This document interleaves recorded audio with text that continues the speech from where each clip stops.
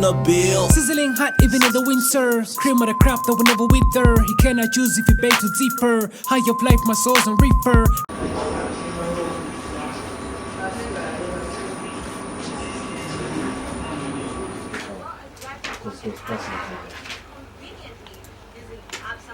I actually think it was set for that. XFM.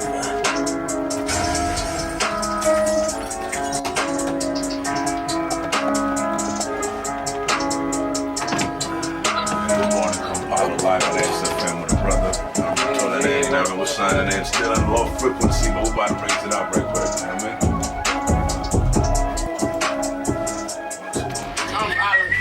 mean? Good morning, welcome. Like Cisse. Yeah. Fire. Welcome, Babaluku. Good to see you here. Thank you. Good to have you here. Shout out to you, Larry, in the building. How are you feeling? Feeling good, feeling alive. All right. Well, welcome to XFM, XAM. I'm Likkle Bangi here with Daron and DJ Cisse, and to all those who are tuned in to us right now. What's up, guys? Yes, today's question of the day is, what do you think about the current state of hip hop? Now, there's a video that was going around about Dr. Dre. He was in an interview actually talking about what he thinks about the current state of hip hop. Somebody asked him, you know, what do you think about this new age rap, trap? You know, this a lot of the way hip hop has evolved. It's completely different. And he's like, yeah, man, that's just what it is. You know, something cannot stay the same as it was from the 80s, from the 90s, from the 2000s. Things have to keep changing. They have to keep evolving. He says he's not really a fan of it, but he's not going to hate on it. What do you have to say, coming in from, you know, the perspective of somebody who's been in the game for quite a minute? I think that's perfectly said. Evolution is a must. Things do evolve, but of course, like if you evolve from something, you always got to pay homage to the foundation. So there's always foundational respect and value. You can't just say I evolved and I hang in the cloud by myself. Yeah. There's always the roots, the stems, the leaves, the trees, right? And the evolution cycle repeats itself again. That's why they say that there's nothing new on the planet. You know what I'm saying? Everything has already been done because we go through cycles of life. So I think, like, you know, a lot of people get excited, but it's really about following the evolution and remaining grounded. And literally, for those who literally love the music, you understand the importance of knowing the foundation of what you are actually representing. So I think for me, that's my take on it. You know, I'm not hating on trappers out there, but if it ain't my thing, it ain't my thing. I still like, you know, hard punch lines and, you know what I mean, like lyrical skills that are exhibited through formats of flow, you know, which, you know, sometimes when there's new kids, you know, come on the block, you listen to what they're doing and there's no formula to it. It's just man. It's just what you're listening to, you know what I mean? And I'm like, show me skill, like show me something. You know, they've made it too lazy for them to put in work. You know what I mean? That should not be something that's really accepted without giving them the knowledge of the importance of harnessing your craft as an MC. Okay. So, would you say that most new age hip-hop artists or rappers are lacking that? Is it like an ego thing? What would you say is causing this thing? You know, I think for me it's pop culture. It's pop culture, man. They want to make money. They want to use young people's gifts, you know what I mean? So they simplifying and watering down everything that's foundational, everything that's strength, to make it seem like you just gotta, like, you know, float over the beat and will make you a hit and then you're a star. You know what I'm saying? And that's not only hip hop, even in Ugandan music in general. It's like now you have all of these songs. If you put their titles together, they make no sense, but they're the songs that are actually happening. You know what I'm saying? And it's like, what's going on? Have we lost like moral values and standard of creating something and putting in work so you could be able to have something that's powerful to last? Like all of these songs don't last more than 3 years and they're gone, you know what I'm saying? And so that little moment of a point of like saying, oh, I'm making a hit single, like everyone wants a hit in the lab right now, you know what I mean? And it's like that has lost many, you know, to the idea of, wow, I'm making music to last. I'm making music that will be here. You know what I'm saying? So there's no longevity anymore. Now you can't tell me that we people who are in the music and love it passionately, first not for the money, that will give up on the principle of encouraging young people to make great music. We want great music back in Uganda. Period. And we have to be able to talk about it. So that's not hating. That's actually holding you accountable. Yeah. Yeah. What do you have to say about this, Daron? Because you've been speaking a lot of what he has said, especially about the new age rappers. When I listen to today's trap music, it's just the same. Like, another one is going to come. Cardi B is going to sound like Drake, lazy singing. You know, so there's no inspiration. I'm not a fan of rap, to be very honest with you. But once in a while, I would sit down and listen to Tupac. I'm like, this guy sang about something that I go through. You listen to Eminem sing the 8 Mile song, you're like, this guy, I'm relating, and it's different. I mean, the beats are different. You know, the flow is different. Trap, the same. I can even me who's not a DJ, I can mix them, and we are good. It's like I'm a piano. Oh, that's where you want to go. That's where you want to go. I'm sorry. It's so good. It's so good. Well, what about you, Larry? I mean, you're new on the scene. Not really new on the scene. I don't even know why I keep saying that. You've been in this game for quite a minute, you know, but not as long as Babaluku. Of course. However, what do you have to say about this, the current state of hip hop, based from your perspective? The current state of hip hop. The truth is, Babaluku talked about guys not being lyrical and whatnot. Yeah, those who are put at the forefront. The people who we listen to, which is very easy to sell and whatnot. That is the trap and whatever it is that we're talking about. But I'll say this: there are people out there who are still paying homage to the pen. Okay. That is putting in the time, writing, making sure that they're putting in clever punchlines and whatnot. Yeah. Studying other artists who have come before them. They are out there, but those are not the people who are put at the forefront. Those are not the people who actually sell. They are there who actually sell, could do, but they're not the ones who the labels are looking for, because the labels are looking for something which is going to catch the listener's ear quick enough, and the trap does because of the beat and whatever the melody it is.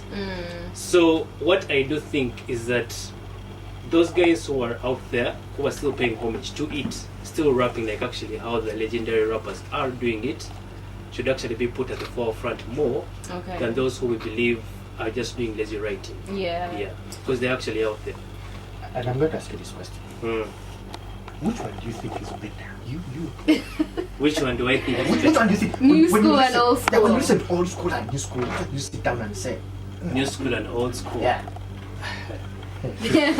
By new school, what do you mean? New school, you mean your trap, Trap. let's sing the Drake kind of The new age hip hop. the new age hip hop. Yeah.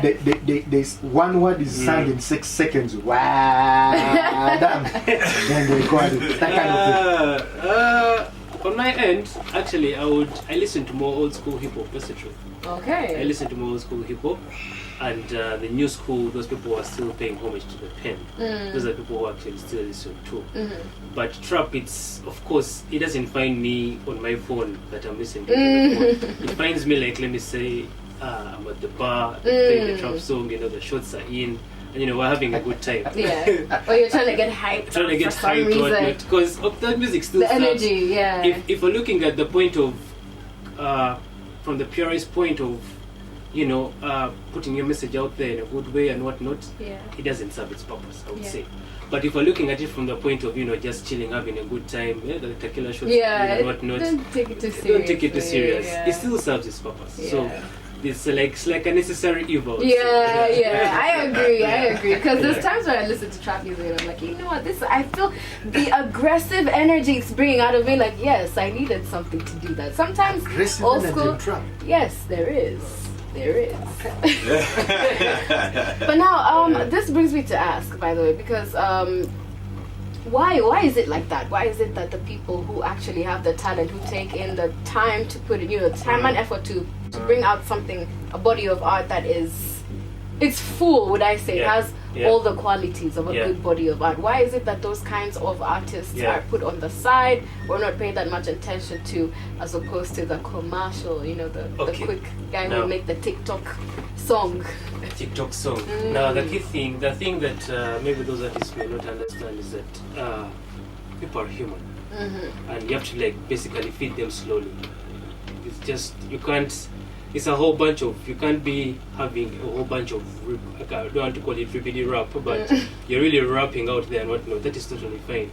But you have to know how people actually operate, like human beings. Like you sometimes, you don't want to know the complicated punchline. Then the guy starts explaining to you, this punchline meant this. You know, it's a whole other different process. So what I actually think, these people themselves, they just need to blend both sides. How do they balance that both? Of yes, fine, like the way you see, I don't go really far from from Uganda, but the way you see quote unquote Drake or like J. Cole, they know how to blend into the new age. They're still being themselves. Yes, I agree. That's like something which they have to get themselves acquainted with, because if they don't, it becomes a tricky situation whereby you're still in your purest end. And then guys are like, man, I understand, man, you rap so good and whatnot, but also want some turn up tunes. Some turn up tunes. So it's like a balance of both spectrums, Okay, what about you, Babaluku? I think a lot of Ugandan rappers rap for them and their friends. That's what happens. Yes, I call them studio rappers. They've neglected maturity and being able to mature into creating artistry beyond their peers, which also stifles their reach as far as like lyrically creating content for the masses. And then they want the masses to embrace them. Like you can't be in the lab just bigging up you and your boys, and then you made a hit single. You know what I'm saying? So I think there's that syndrome, and I don't like talking about it, but I think almost 80% of Ugandan rappers are like that. They adapted to studio rapping and they thought that it ends there. They don't put in time in the hood, like developing your craft that the hood gets to feel you and support you. And yet they want to be on radio. You know what I'm saying? Your hood is not listening, but you want us to put you on radio. Like there's principles of building your art that you need to follow and allow that notoriety that you want to push you farther to open you up to the crowds, right? And so a lot of Ugandan rappers want to bypass the principles of building your career. You know, it's not how it works. Like we didn't get on radios overnight. Like we really rapped in our hoods. We walked miles to like really get in and connect with other people. Like Ntinda would come to Makindye, you know what I'm saying? We had a unity formation that allowed us to share with one another, which is not really here today. A lot of people just lock themselves in their silos. You know what I'm saying? But you're not gonna have breakthroughs like that. You know what I'm saying? I study like MCs in Tanzania. I've seen what they've done.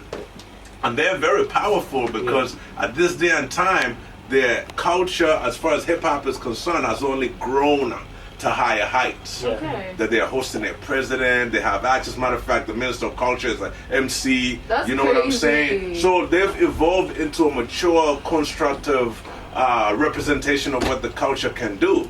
And here in Uganda, we still just want to hear about hit singles. Did I get on the radio? I was on the TV, and then someone called you for a show. You know, you're like, we need to see beyond. We gotta have higher aspirations if we want to tap into the energy of saying that, oh wow, I'm writing music for my country now. And then you look beyond your country. Today the globe is our stage.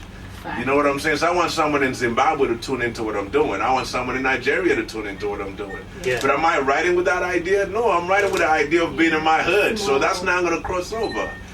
So, that's what I feel about our hip-hop community here. Y'all can hear me.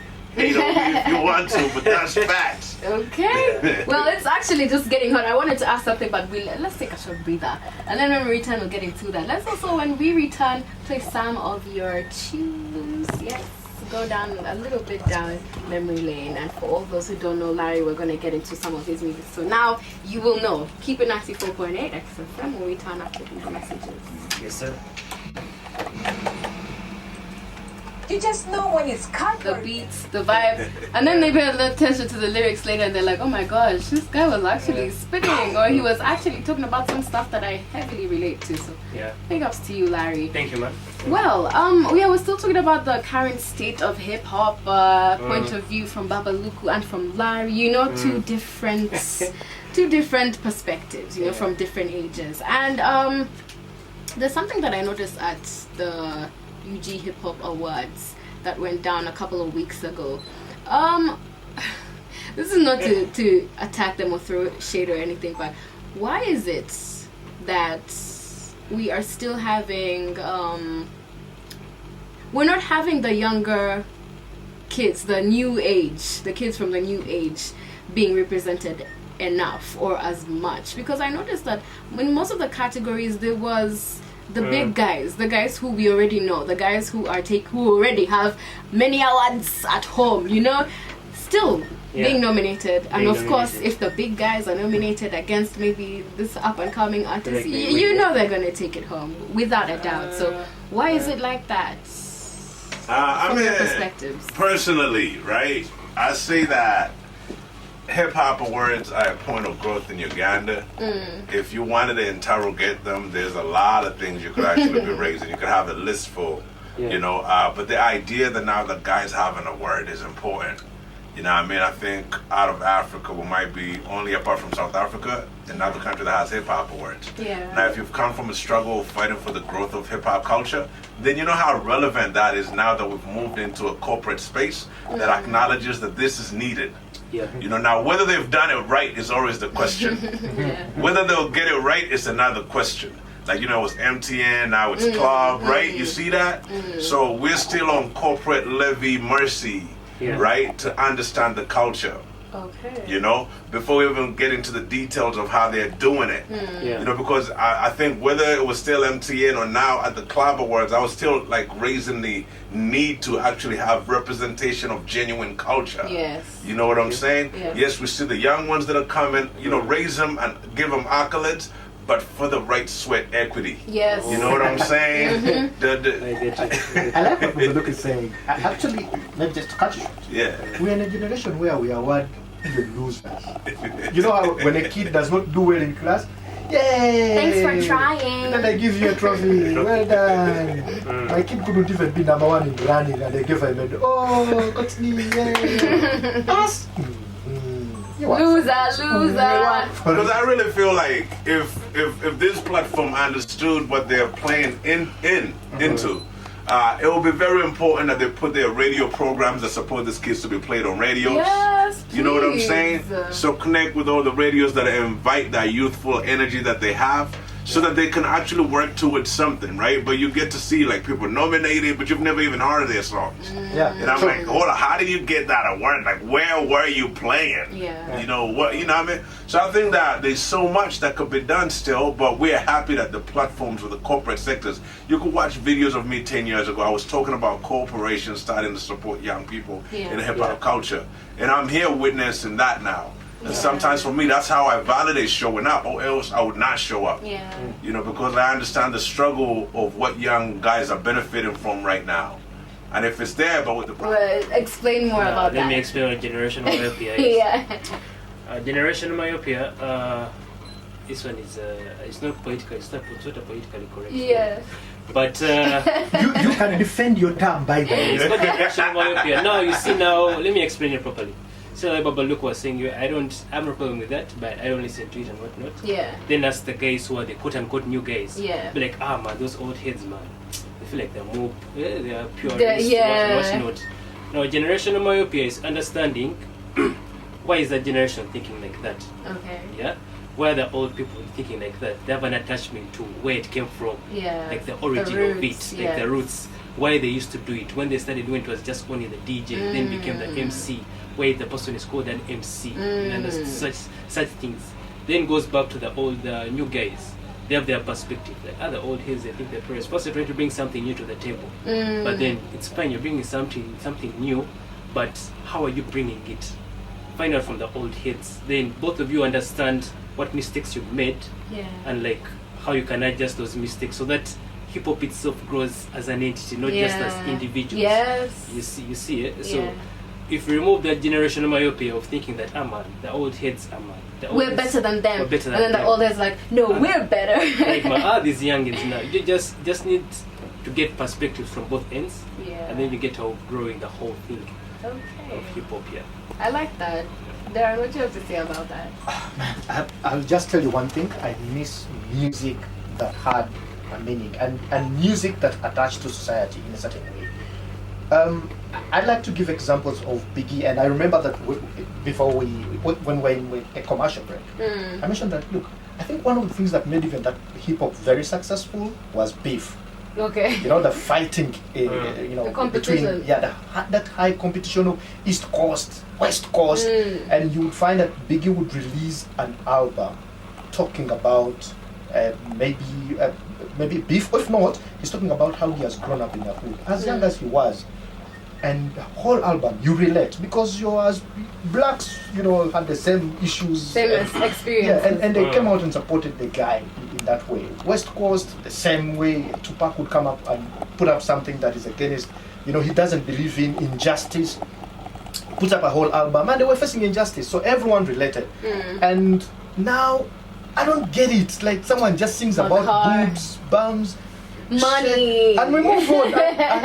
But still, there are people out there. As I tried to explain, there's still people out there Who still do the same? Who still do the same. That is rating and like talking stories. Yeah. About this. They're there. They're out there. Very few. Very many. That I don't even understand. Very many that are not known. Yeah, the thing is that there are quite many, but they're not the But commercial you keep on artists. saying very many but not known. Let me help you out. All right. They're not there. If the very many were many and they were not known and they really were in the culture, they would by now have asserted themselves to have representation somewhere if they had a vision. So we cannot build. Of course, thank you. A lot of rappers lack vision. You know, when you're in an industry where all you see is fame, money, and you want to get on the stage. I know other people that, you know, they see themselves on TV or think they've made a banger on Ugandan standards, and then they're like, I'm a star now. You know, I mean, they have that complex. There's a lack of higher purpose within. Thank you very much. Higher, you know, the acronym for hip hop is higher infinite power, healing our people. You know what I'm saying? Or helping individual people help other people. You know what I mean? And so if you're not living in the frequencies of that energy, it's hard for you. Helping other people, helping individual people help other people. Okay? And then when you grow from that, because that's the connection of outreach, you also raise your spirit to higher infinite power, healing our people. That's facts. Okay, so you have to tap into both of those circles to really understand where your music is going. So half of these guys have no compass of what they're doing. They're watching TV, playing mimicry, and I've left their hood behind because there's no hood representation in their music. Yes, that. You know, I mean, I haven't had an anthem from any hood. When's the last time you had a rapper throw up an anthem for their neighborhood? Which one? Like, bring it up. You know what I mean? I could throw you mine for my Kindia, you know, we'll throw it up. You know what I mean? Of course. So it's about opening up this generation to actually put in the work and have the knowledge foundationally if they want to experience a platform of hip-hop culture that is edifying and that's elevating the industry to bring them the respect they need. Other than that, they'll always be treaded on auction blocks and they're out for sale for the next bidder who would take the cheesiest rap and put And it the on. music doesn't last. That's what I'm saying. Doesn't. Like, a song today, after 2 months, Gravity will call himself a rapper. I always say, like, it's gone. I always say the music that I have played is like 15 years ago, but like rappers today cannot compete with my lyrical approach to exposing indigenous language, which is Luga flow in its context. I know so many young rappers have come up, and I grew up in Canada, right? But check it, the way I utilize the language to exhibit skill is still something that half of these rappers, they only have one formula. If I listen to them constantly, they don't have patterns. You can hear me in 20 realms. You know what I'm saying? I listen to them in one mono frequency. And so for me, it's the idea, do they aspire? I swagged around with no chills, like who that boy for real? No taking loss and he taking off and they taking off to my will. I'm signing off on a deal, who keeping score for real? We speaking of how they sneaking off when it's time to cough on the bill.